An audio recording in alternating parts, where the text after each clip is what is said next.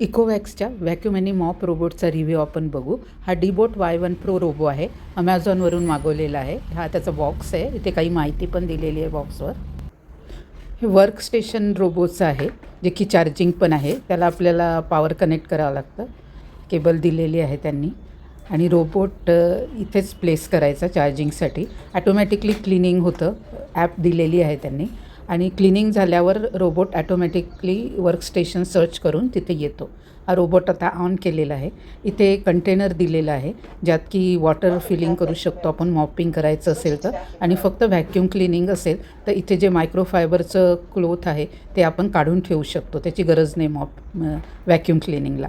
मॉपिंगसाठी हे क्लोथ आपण लावू शकतो. ते मायक्रोफायबर क्लोथ आहे, इझी क्लिनिंग आहे. आणि इथे एक कंटेनर पण आहे, ज्याच्यात की डस्ट सगळी जमा होते. हे वॉटर फिल करण्याचं कंटेनर आहे. इथे आपल्याला वॉटर फिल करायचं आहे मॉपिंग करताना.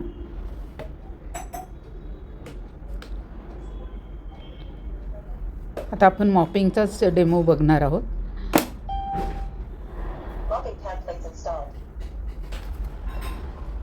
तर ॲपमधनं आपल्याला कोणती रूम क्लीन करायची आहे ते सांगता येतं.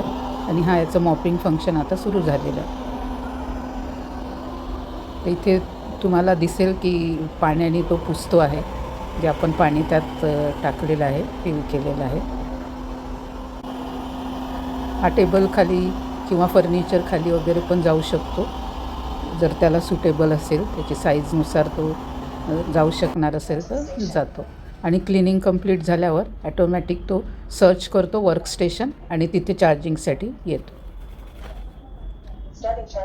आपण जे मॅन्युअली फ्लोअर क्लीन करतो तेवढं छान तर हा रोबोट करत नाही, पण आठवड्यातून एकदा मॅन्युअली आणि बाकी दिवस हा रोबोट आपण यूज करू शकतो.